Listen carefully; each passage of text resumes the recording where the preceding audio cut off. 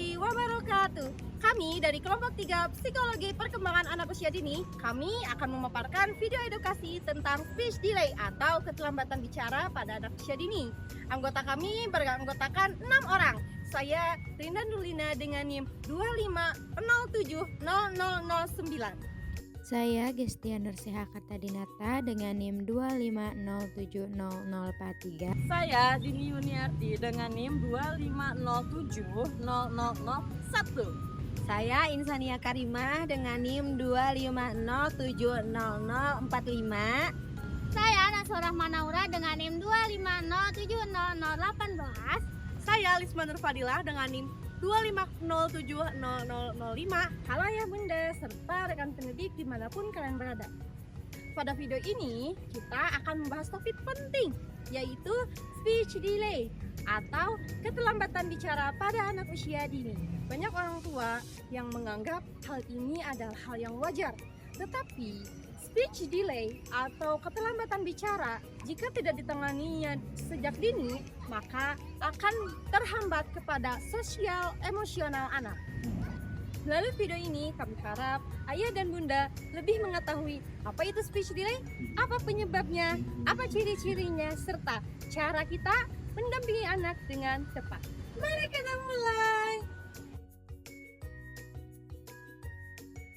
Speech delay merupakan kondisi ketika kemampuan bicara anak tidak sesuai dengan tahap usianya. Misalnya, pada anak usia 2 tahun, anak seharusnya sudah mampu menyusun kata sederhana untuk menyampaikan keinginannya. Namun, pada kondisi speech delay ini, anak masih belum menunjukkan ataupun masih sulit untuk merangkai kata sederhana tersebut.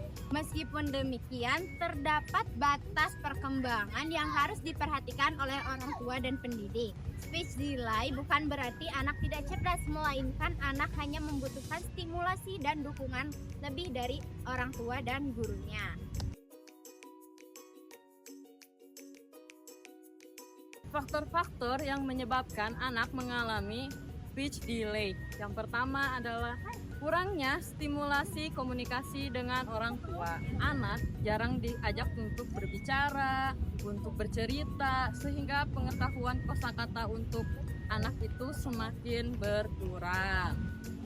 Yang kedua adalah anak tidak ada batasan untuk bermain gadget. Artinya anak hanya fokus kepada gadget dan jarang berinteraksi dengan keluarga atau lingkungan sekitar, sehingga kosakata yang anak terima juga hanya sedikit.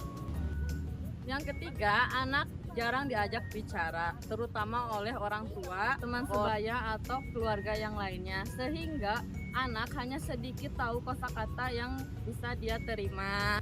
Yang keempat adalah faktor pendengaran. Mungkin beberapa anak mengalami gangguan pendengarannya sehingga kata-kata yang anak terima juga tidak terlalu banyak.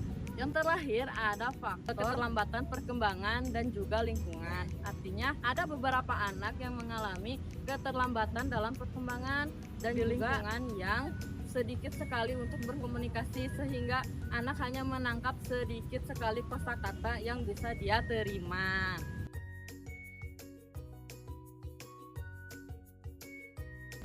Ada beberapa ciri-ciri anak mengalami keterlambatan bicara atau speech delay. Di antaranya, 1.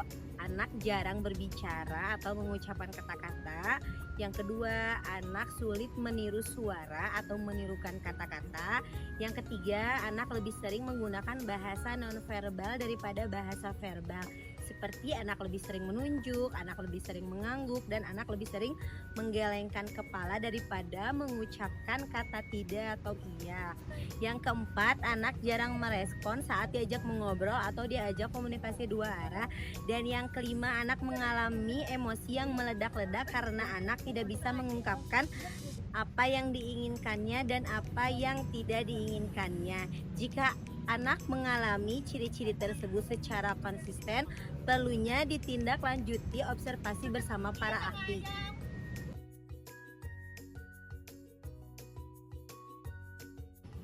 Orang tua memiliki memiliki peranan penting untuk mendampingi anak speech delay. Berikut hal yang bisa dilakukan orang tua di rumah untuk mendampingi anak speech delay. Pertama, sering mengajak ngobrol anak. Kedua, membacakan buku cerita. Ketiga, mengurangi penggunaan gadget.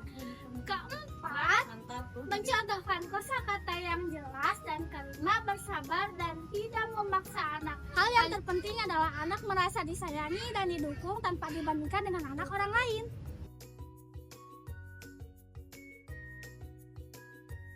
Peran guru PAUD dan stimulasi. Peran guru PAUD di lingkungan pendidikan anak usia dini, guru berperan penting dalam memberikan stimulasi bahasa melalui kegiatan bermain. Contohnya, bernyanyi bersama, bermain peran, bercerita, bermain kartu bergambar, dan mengajak anak untuk berdialog sederhana. Guru juga perlu kolaborasi dengan orang tua agar stimulasi kegiatan di sekolah dan di rumah selaras.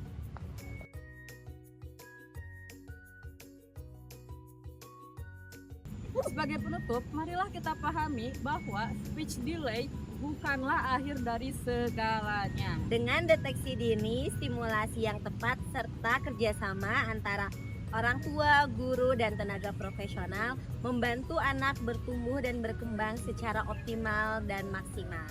Mari kita dampingi anak dengan rasa sabar, kasih sayang, dan semangat. Setiap anak memiliki waktunya masing-masing untuk berkembang dan bersinar. Terima kasih telah menonton video ini. Semoga dengan adanya video ini dapat bermanfaat dan menambah wawasan untuk kita semua. Wassalamualaikum warahmatullahi wabarakatuh.